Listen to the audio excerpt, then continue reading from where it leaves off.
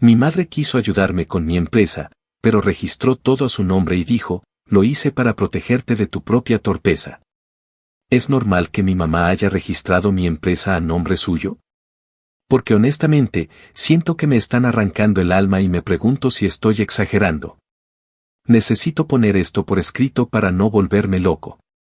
No porque espere una respuesta que me devuelva lo perdido, sino porque si no lo desahogo de alguna forma, voy a terminar odiándola más de lo que jamás creí que sería capaz de odiar a alguien.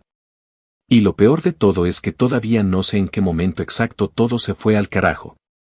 Voy a empezar desde el principio, aunque duela recordar cómo todo esto empezó como un sueño y terminó como una pesadilla de la que no puedo despertar.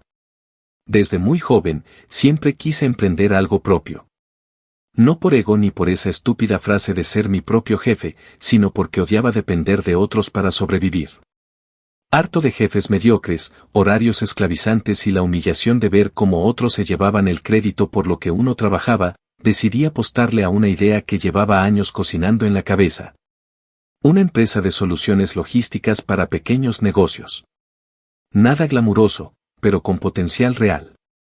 La idea surgió de ver cómo muchos comercios locales se ahogaban en sus propios procesos, cómo perdían clientes por errores de inventario, por entregas desastrosas o simplemente porque nadie les había explicado cómo automatizar sus operaciones.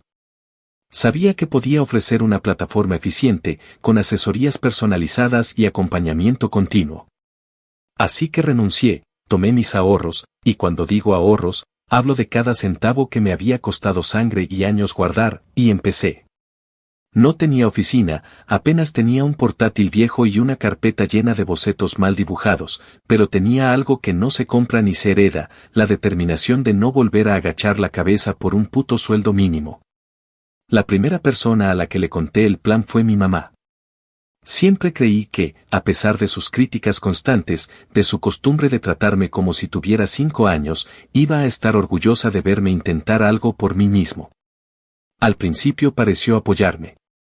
Recuerdo que incluso dijo algo como, me parece una locura, pero si crees en eso, te apoyo. Lo que no supe en ese momento fue que para ella apoyar significaba meterse hasta la médula, hasta adueñarse de algo que ni siquiera había ayudado a construir. Los primeros 6 meses fueron jodidamente difíciles. Me endeudé con el banco, trabajé como animal día y noche y aún así apenas lograba salir a flote. Pero empecé a conseguir mis primeros clientes, y poco a poco el proyecto dejó de ser un boceto para convertirse en algo tangible. Fue entonces cuando mi mamá empezó a involucrarse más activamente. Primero con sugerencias. Luego con críticas disfrazadas de consejos. Después con una especie de autoridad autoimpuesta sobre mis decisiones, hasta que un día me dijo que debía formalizar legalmente la empresa si quería seguir creciendo. Yo lo sabía, claro que lo sabía. Pero estaba tan metido en la operatividad diaria, tan agotado física y mentalmente, que acepté su ayuda sin sospechar sus verdaderas intenciones.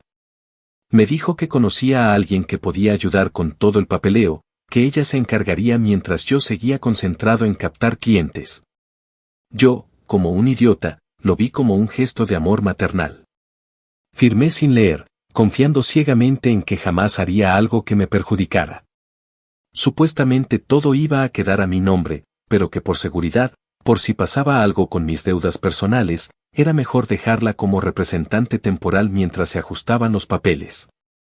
Me habló como si yo no entendiera nada del mundo, como si su experiencia de ama de casa la convirtiera en experta financiera, como si la vida entera me estuviera salvando gracias a su inmensa sabiduría. Yo seguí trabajando, confiado. Logré cerrar un contrato importante con una cadena de distribuidores pequeños que querían externalizar su sistema de envíos y almacenamiento. Fue un punto de inflexión.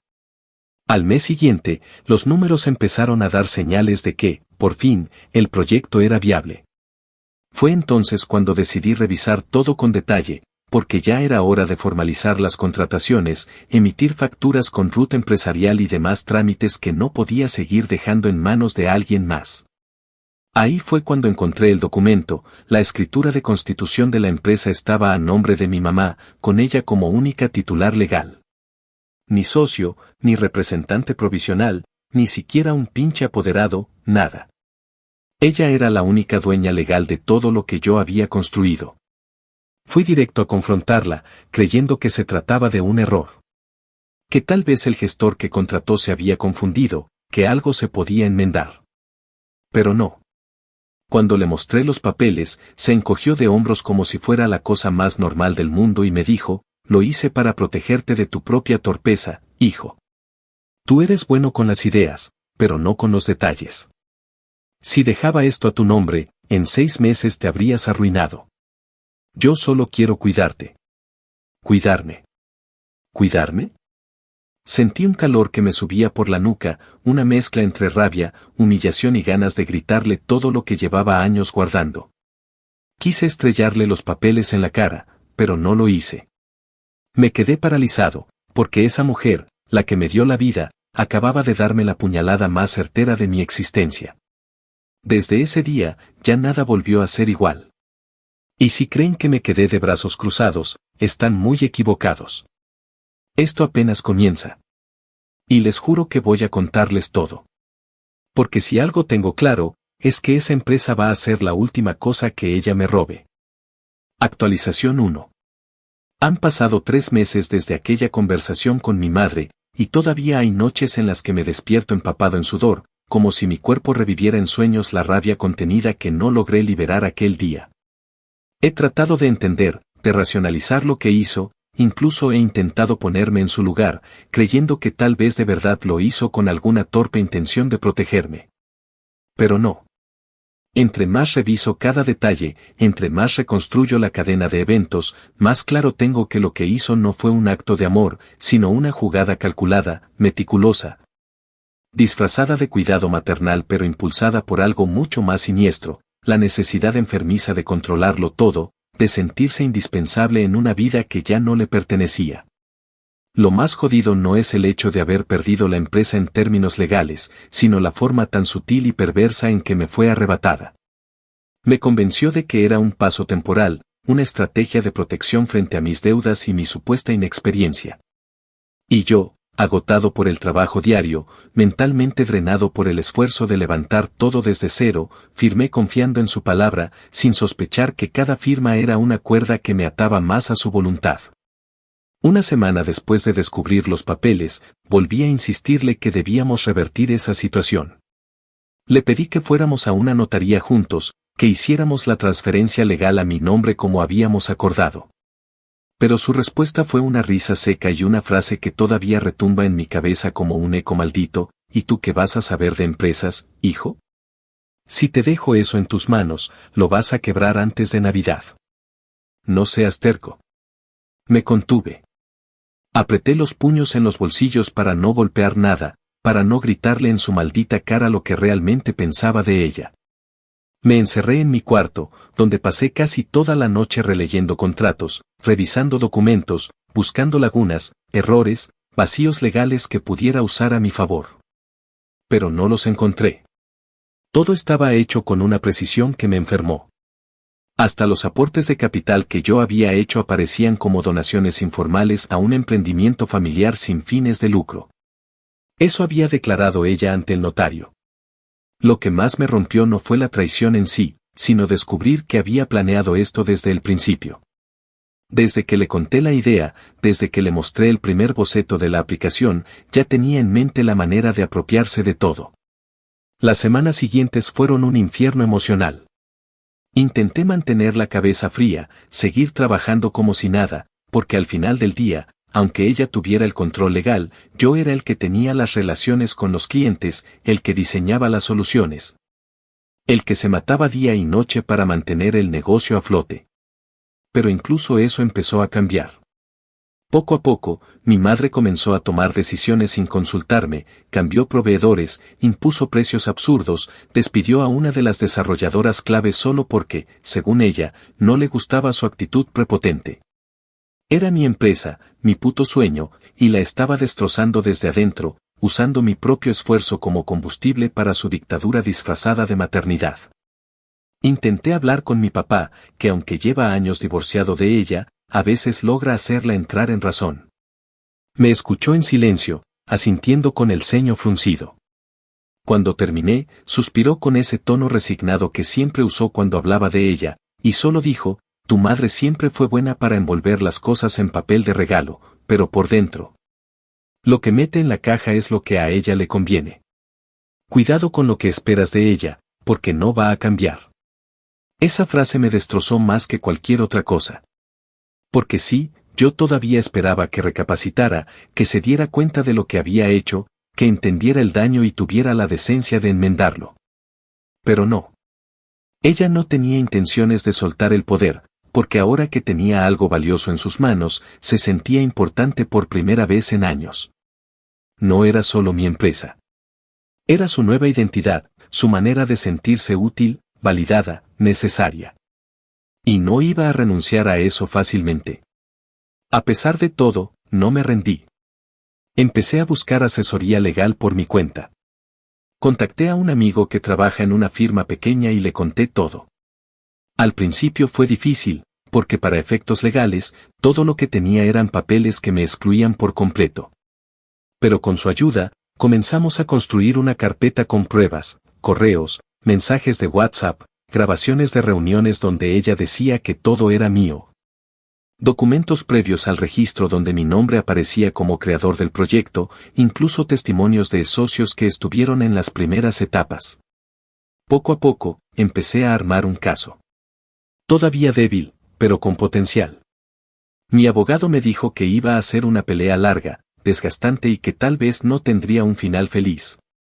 Pero que había una mínima posibilidad de demostrar que yo era el verdadero fundador y que había habido una apropiación indebida. Desde entonces, mi vida gira en torno a eso. Me levanto pensando en pruebas. Me acuesto pensando en argumentos. Vivo en función de una venganza que no quiero que se consuma de manera impulsiva, sino con precisión quirúrgica. Ya no me interesa siquiera el dinero, o al menos no como antes, lo que quiero es verla perder lo que me arrebató. Quiero que lo sufra. Que lo vea desmoronarse entre sus dedos como arena. Y lo que más deseo es que, el día en que por fin lo pierda todo, me mire y entienda que fue por no soltar algo que jamás le perteneció. Este no es un capricho. No es un berrinche de hijo dolido. Esto es una puta guerra, y yo ya empecé a cavar trincheras. Actualización 2. Han pasado 6 meses desde que me enteré de la traición más grande que he vivido, y desde que empecé a armar lo que pensé sería una estrategia clara para recuperar mi empresa, aunque en el fondo ya sabía que no sería fácil. Lo que no sabía era lo jodidamente complicado, lento y frustrante que podía ser enfrentarte legalmente a alguien que, además de tener el control absoluto de los papeles, es tu madre. Porque esta no es una simple disputa por negocios, es un campo minado emocional, una guerra camuflada bajo la apariencia de una relación familiar donde el chantaje sentimental está siempre presente. Donde cada palabra dicha con rabia se convierte en un dardo cargado de culpa. Y aún así, decidí seguir. El abogado que me estaba ayudando intentó hacer un primer acercamiento legal enviándole una notificación para proponer una conciliación. En ese documento se especificaban los argumentos sobre la fundación del proyecto, el aporte intelectual, el trabajo operativo y la inversión inicial que salieron enteramente de mi bolsillo. También se solicitaba la revisión del acto de constitución, alegando que había habido un vicio de consentimiento al firmar los documentos sin pleno conocimiento de su contenido. Todo esto reforzado con las pruebas que habíamos reunido. Yo tenía la esperanza, ingenua, ahora lo veo, de que ante un proceso formal, ella entendería la gravedad del asunto y querría resolver las cosas antes de que se hicieran públicas. Pero no. Su respuesta llegó en forma de un contraataque disfrazado de defensa, contrató a una abogada, que además es una vieja amiga suya, de esas que siempre le han seguido el juego en sus delirios de grandeza. Y emitieron una contestación que básicamente decía que ella había rescatado un emprendimiento fallido y que gracias a su experiencia y visión administrativa la empresa había logrado crecer. Ver esas palabras escritas me sacó el alma por la garganta. Porque no solo estaba mintiendo descaradamente, sino que además me estaba pintando a mí como un inútil. Según el documento, yo no era más que un colaborador esporádico, alguien con buenas ideas pero sin capacidad real de ejecución, y que la empresa formalmente nunca fue suya. Me describía como un hijo con tendencias impulsivas, sin conocimientos empresariales, y que por eso había decidido protegerme asumiendo el control. El nivel de cinismo era repulsivo. Y lo peor es que, desde afuera, todo parecía consistente. Los papeles la respaldaban. Los registros ante Cámara de Comercio, el NIT, las cuentas bancarias, todo estaba a su nombre. No importaba cuánto yo supiera la verdad. La verdad no sirve de nada si no está respaldada por pruebas documentadas con los sellos y firmas que este sistema legal exige. Intenté razonar con ella una última vez, por pura necesidad de aferrarme a la posibilidad de que quedara un mínimo de humanidad en su interior. Fui a su casa, con una copia de la notificación en la mano y las pruebas en la otra. Me senté frente a ella y le hablé con el estómago apretado, con la voz quebrada pero clara, explicándole que esto no tenía por qué escalar. Que lo único que pedía era que hiciéramos un traspaso formal y que cada quien siguiera con su vida. No le grité, no le reproché. Solo le hablé con la verdad en los ojos. Ella me escuchó en silencio, sin interrumpirme, y cuando terminé, respiró hondo y me dijo, como si estuviera dándome una lección: hijo, ya deberías haber aprendido que la vida no es como uno quiere, sino como uno puede manejarla. Esta empresa no estaría donde está si no fuera por mí. Si me la hubieras dejado, la habrías perdido en 6 meses. Y si ahora vienes a llorar porque te superé, entonces quizás lo que necesitas no es una empresa, sino madurar. Esa fue la última conversación que tuve con ella desde entonces. Salí de esa casa sintiendo que el aire me raspaba los pulmones, con una mezcla de rabia, decepción y esa sensación pegajosa de haber sido humillado por alguien que se supone debe protegerte. No volví a llamarla. No le contesté los mensajes posteriores que, para colmo, intentaban pintarme como el agresor. Una semana después, me llegó un documento formal, una advertencia legal firmada por su abogada donde me exigían que me abstuviera de utilizar el nombre comercial, los logos y los materiales de la empresa porque no me pertenecían y cualquier uso constituiría una infracción de propiedad intelectual. Era como si me quitaran la piel a tiras. Ella estaba borrándome de la historia. Me estaba desapareciendo legal y simbólicamente de algo que yo había parido con mis propias manos. Mi abogado me recomendó que, mientras continuaba el proceso, me distanciara de cualquier relación pública con la empresa para evitar demandas adicionales. Así que tuve que ver, desde la barrera, cómo ella seguía usando mis ideas, cómo usaba los discursos que yo había escrito para atraer clientes. Cómo publicaba frases en redes que salieron literalmente de presentaciones que yo había diseñado. Y la gente seguía creyendo que era suya. Hasta antiguos colegas me escribieron para felicitarla, y algunos me preguntaron por qué me había salido del proyecto, como si hubiese sido una elección propia. Fue en ese punto donde algo dentro de mí cambió. Se rompió una parte, sí, pero otra se endureció. Porque entendí que esto ya no se trataba solo de una venganza impulsiva, de recuperar lo mío y listo. No. Ahora era personal en un nivel mucho más profundo. Esto era sobre identidad, sobre dignidad, sobre no permitir que me pisotearan y me echaran tierra encima como si yo no hubiese existido. Mi plan de venganza tuvo que adaptarse. Ya no bastaba con ganar legalmente. Tenía que hacer que ella lo sintiera. Que le doliera. Que entendiera que no podía borrar a alguien y quedarse con el trofeo como si nada. Por eso empecé a trabajar en paralelo en otra cosa. Algo mucho más peligroso, pero también más potente. Porque si mi madre había robado lo que construí, entonces yo iba a construir algo nuevo. No solo para rehacer mi vida, sino para que el día que se diera cuenta de lo que había perdido, ya no pudiera hacer nada para evitarlo. Si ella jugó sucio, yo iba a hundirla con las mismas armas. Y esta vez no iba a advertirle. No iba a darle tiempo de prepararse. La próxima jugada iba a ser mía, y no iba a mostrar las cartas hasta que el tablero entero estuviera ardiendo. Actualización 3. 9 meses han pasado desde que todo se vino abajo, y aunque todavía hay días en los que me cuesta levantarme sin sentir el sabor amargo de la traición en la garganta, también debo admitir que cada minuto de este infierno ha servido para templarme los huesos y afilar mi determinación. Me prometí que no iba a dejar que mi madre se saliera con la suya. Lo juré la noche que recibí aquella notificación legal que me prohibía usar mi propio logo, mis propios diseños, el nombre que yo mismo había bautizado y registrado con mi creatividad. Aunque ella lo haya inscrito después como si le hubiese caído del cielo. Ese día dejé de llorar en silencio y empecé a mover piezas con una calma escalofriante. No me interesa la reconciliación. No busco entendimiento. Quiero que lo pierda todo, que se le caiga ese castillo falso que levantó usando mi sudor como cimiento. Aproveché que ella confiaba demasiado en su control sobre el negocio y empecé a contactar discretamente a varios de los proveedores clave. Gente que conocí desde el inicio del proyecto, personas que habían confiado en mí cuando no teníamos nada, cuando las reuniones se hacían en cafeterías porque no había oficina. Cuando el sistema aún estaba lleno de errores y todos creíamos que se vendría abajo si no lográbamos mantener la fe viva. Con algunos de ellos tenía una relación bastante cercana, especialmente con un pequeño grupo de distribuidores regionales que habían sido los primeros en firmar con nosotros. Les hablé con sinceridad. Les conté todo lo que había pasado.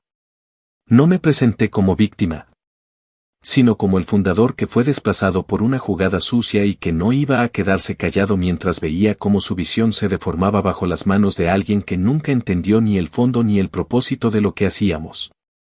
La mayoría me creyeron. Algunos se sorprendieron.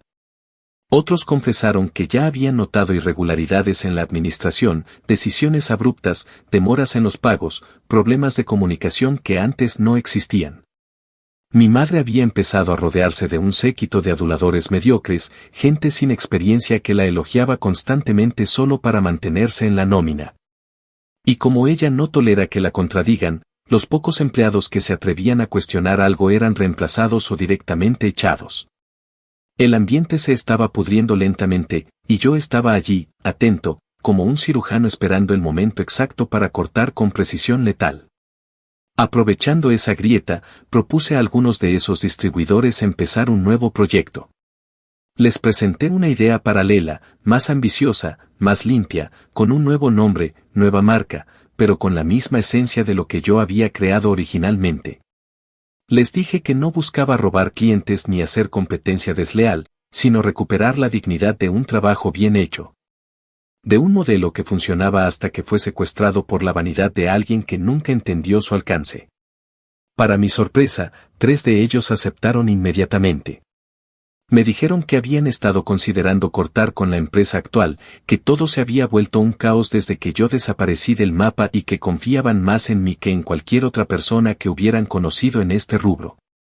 Esa noche, al escuchar esas palabras, no lloré, no sonreí, no grité. Solo me quedé sentado frente al computador, sintiendo por fin algo parecido a poder. Un poder real, silencioso, de esos que no hacen escándalo pero destruyen estructuras desde adentro.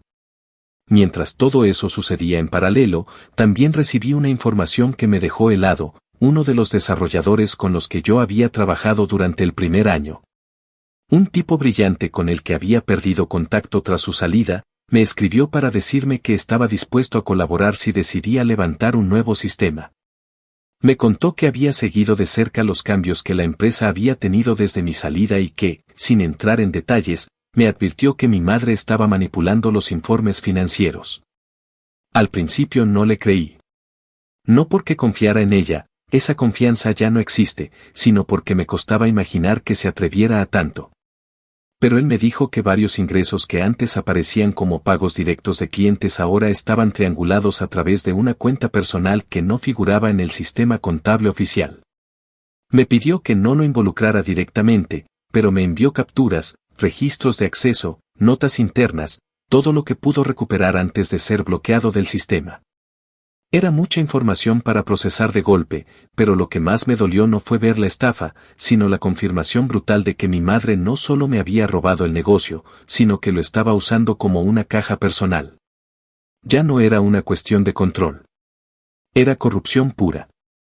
Esa revelación me sacudió. Hasta ese momento, todo lo que había planeado estaba basado en argumentos emocionales, en pruebas débiles, en pequeños testimonios que podían ser descartados fácilmente en un tribunal. Pero ahora tenía algo más. Algo sólido. Algo que podía no solo revertir su estatus legal, sino joderla penalmente. El abogado, al ver los documentos, me pidió que no hiciera nada aún. Que siguiéramos reuniendo pruebas, consolidando el expediente y preparando una denuncia bien armada. Me costó horrores contenerme. Quería publicarlo todo. Quería poner su cara en internet y que todos supieran que la Santa Madre Empresaria era una ladrona con todas las letras. Pero no. Me contuve. Porque entendí que si lo hacía ahora, ella tendría margen para reaccionar, para desmentirme, para destruir pruebas. Y yo necesitaba que todo estuviera tan atado, tan bien cosido, que cuando llegara el momento, no pudiera huir de lo que se le venía encima. Mientras tanto, me concentré en construir el nuevo proyecto. Le puse todo lo que me quedaba de energía, dinero y ganas. Me pasé noches sin dormir armando presentaciones, afinando el branding, ajustando los contratos para no cometer ni un solo error. Recluté a 12 miembros de mi equipo original, ambos hartos de cómo se estaban manejando las cosas, y juntos comenzamos a levantar un producto que no solo igualara lo anterior, sino que lo superara. Y lo más hermoso es que lo hicimos en silencio, sin escándalo, sin anunciar nada públicamente. Porque yo no quería fama. Quería precisión. Quería venganza con bisturí. Sé que ella aún no sospecha. Cree que me rendí. Cree que me desaparecí. Cree que ganó. Y eso es perfecto. Porque el día que reciba la primera notificación judicial, el primer reclamo de un proveedor clave que se fue con nosotros, la primera cancelación de contrato que le estalle en la cara. Ese día va a empezar a caerse el castillo de mentiras que construyó. Ese día no va a saber de dónde viene el golpe. Y cuando levante la vista, yo ya no voy a estar ahí para explicárselo. Actualización 4. Ha pasado poco más de un año desde que todo se vino abajo. Un año desde que mi madre me robó lo que con tanto esfuerzo construí, desde que tuve que verme en el espejo y aceptar que había sido un imbécil por confiarle lo más valioso que tenía. En ese tiempo he tenido que reinventarme, pero no desde la ingenuidad, no desde esa versión optimista de quien tropieza y se levanta con una sonrisa estúpida en la cara, no. Me reinventé con rabia, con las tripas revueltas, con una claridad brutal que solo aparece cuando ya no queda nada que perder. No fue una reconstrucción romántica, fue un proceso quirúrgico, frío, metódico, como quien rearma un arma pieza por pieza sabiendo exactamente a quién va a apuntar cuando la tenga lista.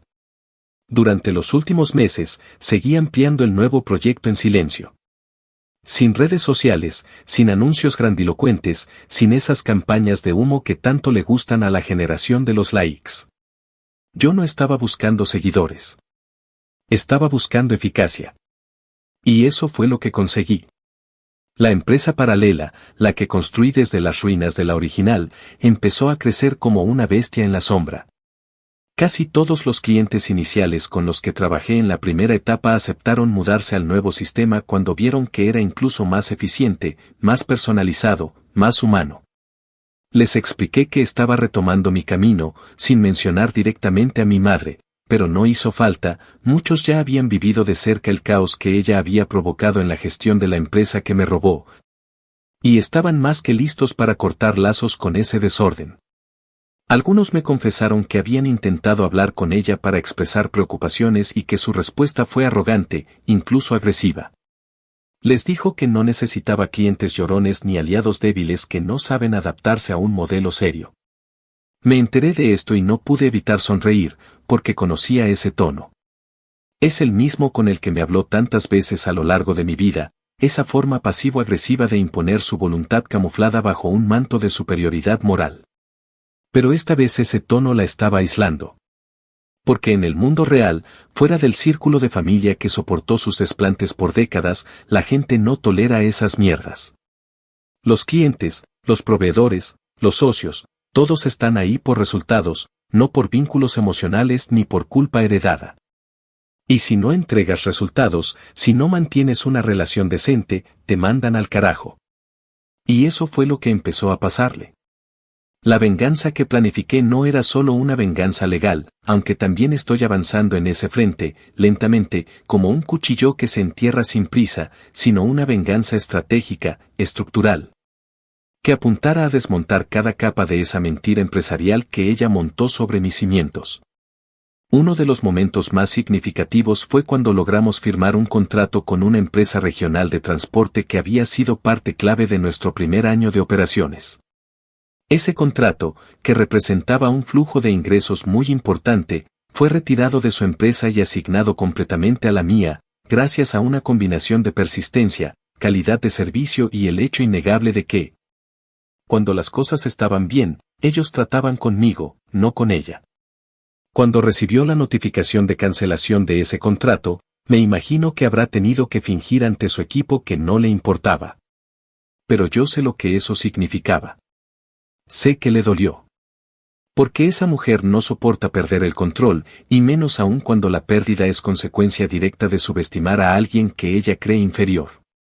En paralelo, mi abogado siguió construyendo el caso con cada nueva prueba. Recuperamos audios de reuniones en las que ella mencionaba que la empresa era un sueño de su hijo que ella simplemente ayudó a formalizar, frases que para nosotros son oro puro. Porque contradicen directamente los documentos legales en los que afirma haber sido la única fundadora. También conseguimos correos donde ella me pedía que redactara contratos, que elaborara informes, que desarrollara sistemas que más tarde presentó como suyos. Y, por si fuera poco, un antiguo asistente contable, que fue despedido por cuestionarle movimientos financieros opacos. Nos entregó una serie de registros donde se evidencia claramente que desvió fondos de la cuenta empresarial a una cuenta personal. Esos documentos ya están en manos de un perito contable, que prepara el informe que acompañará la denuncia por administración desleal. No es una denuncia cualquiera. No es una de esas demandas improvisadas que se hacen por despecho. Es una demolición legal, una línea por línea que expone cómo una madre se aprovechó de la confianza absoluta de su hijo para beneficiarse económicamente de algo que jamás le perteneció. Cuando presentemos esa demanda, no solo se enfrentará a perder la empresa, sino a posibles sanciones penales. Y cuando eso suceda, va a quedar expuesta frente a todos los que alguna vez la vieron como una mujer ejemplar, como la madre sacrificada que salvó a su hijo del fracaso. Ese relato se va a desmoronar en 1000 pedazos. Mientras tanto, yo sigo construyendo. Sigo avanzando. Porque descubrí algo poderoso en medio de todo esto, ya no necesito su empresa, ni su validación, ni una resolución emocional. Lo que necesito es que pague. Y no en silencio. Quiero que lo sienta. Quiero que tenga que explicarlo. Quiero que pierda ese puesto que se autoasignó como empresaria exitosa y vuelva a ser lo que siempre fue, una mujer frustrada, consumida por su necesidad de control, que no soportó ver a su hijo hacer algo grande sin su permiso. La diferencia es que esta vez no va a poder ocultarse detrás de discursos de madre abnegada ni de frases manipuladoras. Esta vez, los papeles, los números y los hechos hablarán por sí solos. Actualización final. 1 año y medio ha pasado desde aquella primera vez en que sentí que el mundo entero se me desmoronaba por culpa de la persona que más debía protegerme. 1 año y medio desde que abrí los papeles de la empresa y descubrí que no eran míos, que el nombre que yo mismo había inventado con ilusión adolescente no me pertenecía. Que el proyecto en el que había volcado cada centímetro de esperanza y cada segundo de energía estaba completamente en manos de mi madre. Ella, que con una frialdad escalofriante me dijo que había hecho todo eso para protegerme de mi propia torpeza, hoy se encuentra sola, al borde de un abismo que ella misma cavó, con las manos vacías y la reputación hecha trizas. No fue una venganza rápida ni explosiva. No me interesaba humillarla públicamente de la noche a la mañana ni armar un escándalo mediático, porque este tipo de heridas no se curan con fuegos artificiales. Lo mío fue quirúrgico. Preciso. Planeado hasta el mínimo detalle. Cada paso que di estuvo basado en documentación, estrategia, asesoría legal y un odio profundo que me enseñó a respirar hondo y aguantar. A dejar que se sintiera segura, que creyera que había ganado, que se sentara en su trono de mentiras mientras yo organizaba cada movimiento para destruirla sin que pudiera anticiparlo. Porque si algo aprendí en todo este proceso, es que la venganza más letal no se grita. Se ejecuta. El golpe final llegó cuando mi abogado, después de más de 1 año reuniendo pruebas, cerró el expediente completo y lo presentó ante la superintendencia y la fiscalía. No fue solo una denuncia por apropiación indebida. Fue un expediente de más de 400 páginas que detallaba, paso a paso, cómo se había apoderado de una empresa nacida y financiada con mi trabajo, cómo había desviado fondos, cómo había mentido a proveedores, cómo había fingido ser la fundadora mientras manipulaba balances, registraba contratos con datos falsos y utilizaba cuentas personales para lavar ingresos corporativos. Todo acompañado de peritajes contables, testimonios firmados, correos electrónicos, audios y copias de conversaciones. No había manera de negarlo. Ni siquiera para alguien tan jodidamente buena para envolverse en su discurso de víctima como lo era ella. La notificación le llegó en un momento crítico. Sus finanzas ya estaban por el suelo. Su empresa, si es que todavía se le podía llamar así, se tambaleaba por la pérdida constante de contratos. Yo no necesitaba difamarla, su propia incompetencia ya había hecho ese trabajo por mí. En los últimos 6 meses perdió a más del 70% de los clientes importantes. La mayoría se pasaron conmigo o cerraron operaciones directamente porque no querían seguir enredados en el desastre que ella provocó. Cuando llegó la demanda formal, no le quedó ni siquiera margen para la indignación. Lo primero que intentó fue contactarme. Me escribió un correo con tono paternalista, casi como si no hubiera pasado nada, diciendo que deberíamos hablar como adultos antes de llegar a extremos que dañarían a la familia. No respondí. No porque me faltaran ganas de escupirle todo en la cara, sino porque no merecía mi voz. Quien arranca la raíz de algo tan profundo como un sueño no tiene derecho a redención verbal. Lo único que merece es ver cómo todo lo que construyó sobre mentiras se derrumba sin que pueda hacer nada. Y eso fue exactamente lo que ocurrió. La fiscalía abrió una investigación por administración fraudulenta, y con el peritaje financiero encima, congelaron sus cuentas hasta que se resolviera el proceso. Varios de sus proveedores exigieron auditorías y 2 socios menores, personas que ni siquiera sabían de dónde había salido el capital inicial, le exigieron el reembolso de aportes que, según los documentos que ella había firmado, eran su responsabilidad. Al mismo tiempo, la superintendencia ordenó una revisión del acto de constitución de la empresa debido a las contradicciones evidentes entre sus declaraciones públicas y las pruebas que presenté. En ese proceso se determinó que, si bien ella era la titular legal, existían elementos suficientes para abrir un procedimiento por simulación contractual. Algo que en términos sencillos implica que se usó una estructura legal falsa para ocultar el verdadero origen de la empresa. Fue entonces cuando se emitió una orden de intervención. Y sí, en términos prácticos, eso significó que la empresa dejó de ser suya. Yo no volví a acercarme. Ni siquiera fui a la audiencia. Mi abogado se encargó de todo. Lo único que pedí fue que, una vez se concluyera el procedimiento, se me notificara oficialmente. Y cuando eso ocurrió, cuando recibí la carta con el sello que confirmaba que se había reconocido legalmente que la creación y el desarrollo intelectual y financiero del proyecto eran míos, no lloré. No reí. No sentí esa catarsis que uno espera cuando la venganza se consuma. Lo que sentí fue una calma inmensa. Como cuando el cuerpo ya no necesita defenderse, como cuando el enemigo ya no puede seguir atacando porque está rendido. Me enteré por un excolaborador que ella intentó vender sus bienes personales para pagar a los abogados. Que empezó a visitar oficinas tratando de conseguir trabajo, pero que nadie la tomaba en serio porque su nombre había sido incluido en una lista de personas con antecedentes por administración fraudulenta. Me contaron que incluso su círculo de amigas, esas mismas que la adulaban como a una empresaria brillante, comenzaron a alejarse cuando se supo que había defraudado a su propio hijo. Yo no fui responsable de eso. No hice una campaña pública. Solo dejé que la verdad hiciera lo suyo. Y la verdad es una cabrona implacable cuando le das tiempo.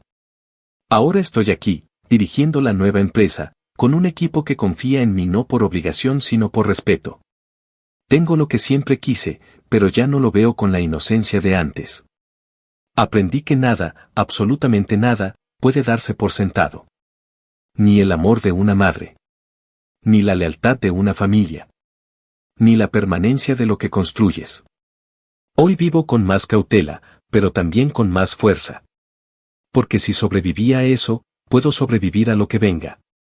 Y lo más importante de todo es que ella ya no tiene ni una sola forma de quitarme lo que es mío. No tiene empresa, no tiene aliados, no tiene reputación. Solo le queda el eco de su propio orgullo podrido. Y créanme, no hay castigo más cruel que ver cómo tu ambición destruye todo lo que alguna vez tocaste. Esa es la herencia que se labró con sus propias manos. Yo no hice más que devolverle el espejo.